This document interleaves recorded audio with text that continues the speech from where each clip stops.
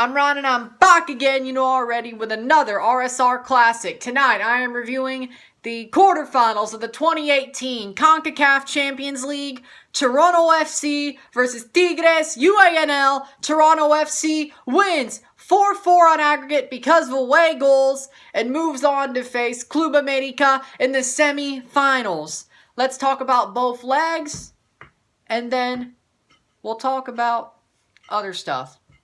And we still got two more of these because it's VEDA, but we still got the two of these tomorrow, or tomorrow and Sunday, so let's go. In the 52nd minute, Eduardo Vargas has a ball that drops right to him. He shoots for a one-timer, scores the goal, and it's 1-0 Tigres in the 52nd minute. But in the 60th minute, Josie Altidore gets a pass from Marky Delgado. It falls right to Josie. Josie basically runs past the center back, bodies him off, runs past him, shoots and scores to make it 1-1. It is tied. And then, in the 88th minute, Sebastian Giovinco centers it for Jonathan Osorio.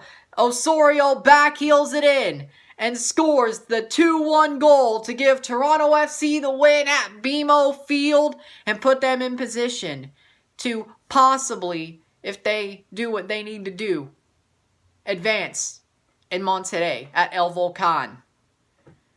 But looking at the first leg, what an amazing game. Toronto FC did all they could attacking-wise, still played great defense.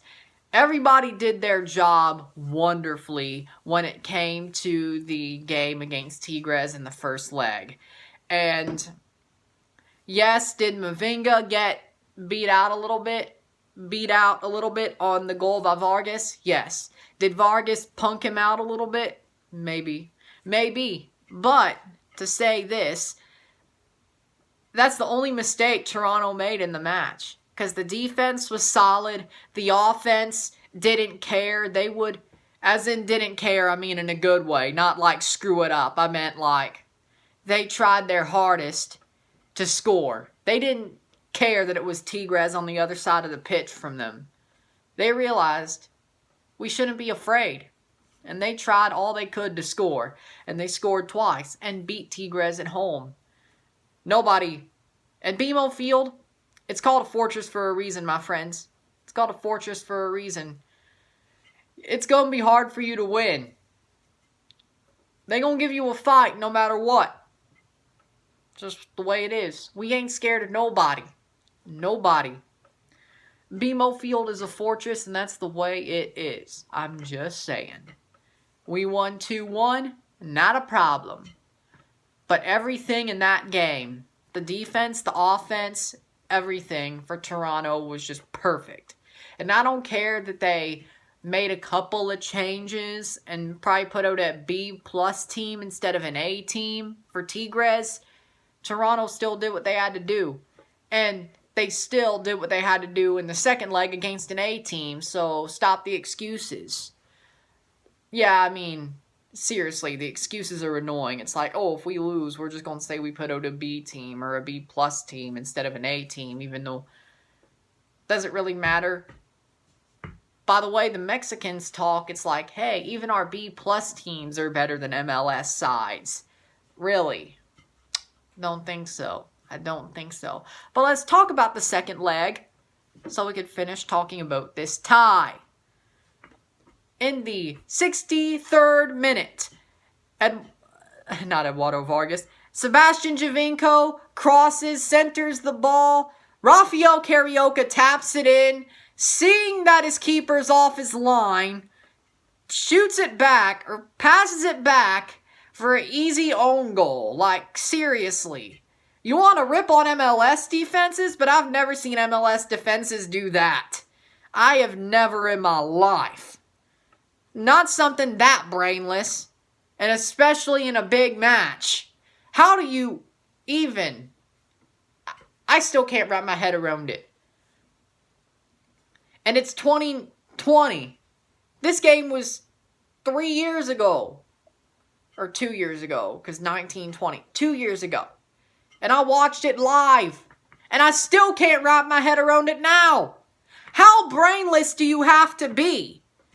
I know I should be happy because it's my team that got the benefit of it, but even then, how brainless do you have to be to have that own goal happen? Your keeper was off his line. And you're just like, oh, I'm going to pass it back with no keeper in the net. What?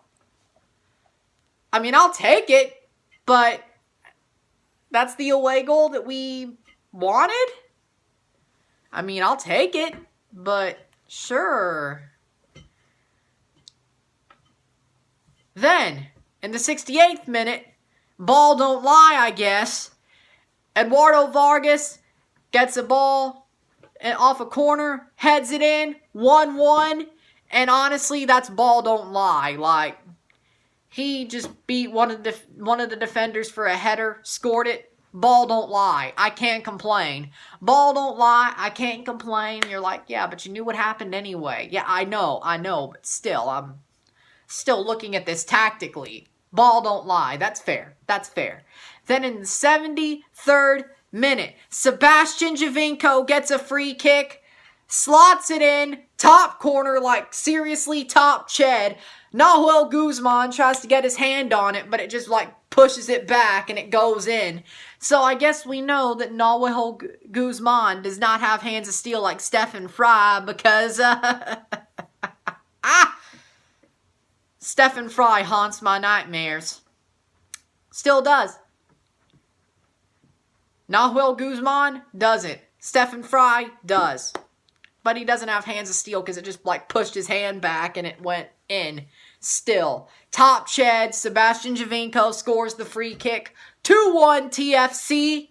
Then, in the 83rd minute, Vargas has the ball. No, Duenas has the ball. And he crosses it to Gignac. Gignac taps it in.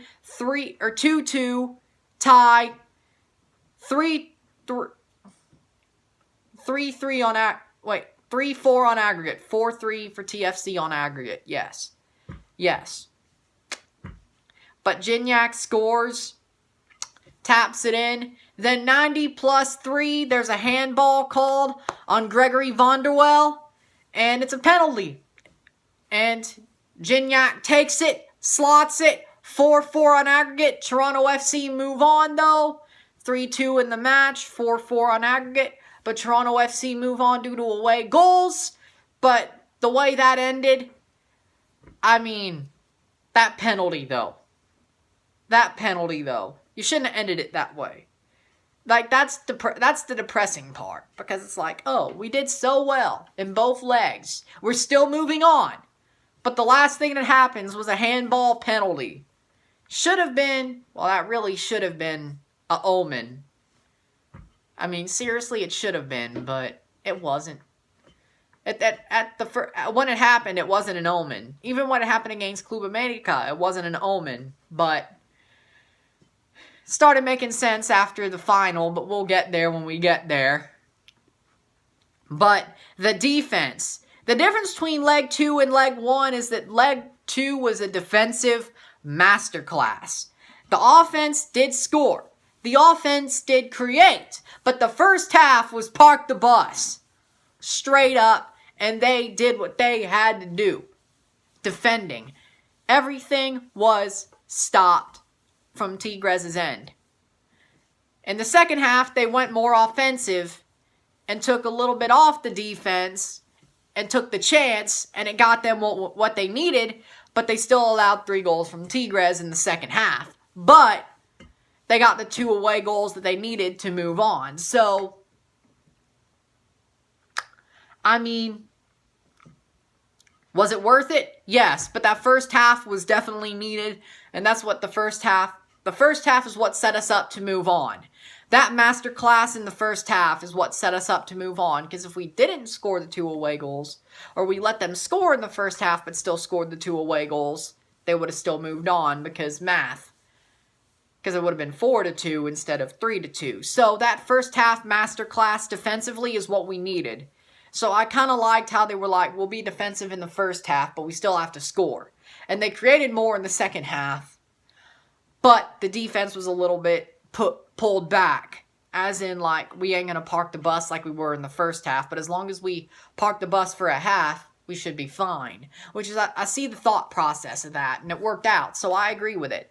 So a coaching masterclass and a defensive masterclass. Man of the match for the first leg, Osorio, because of the winner. The second leg, Chris Mavinga. Why? Because great defensively, a great defensive game, and the fact that he basically sacrificed his nuts to basically keep us going in the Champions League because of that block in the first half, like the 20th minute, it like went straight off his torso / his nuts. I'll never forget that. So we'll give him that for the second leg, just because of that. Salute to you, Mavinga. Salutes, Chris. So, if you like this video, like it, share, subscribe. You know what it is. Tell all your friends. We're going to talk about the biggest upset in CONCACAF Champions League history tomorrow. You don't want to miss it. I'm Ryan and I'm out. Peace.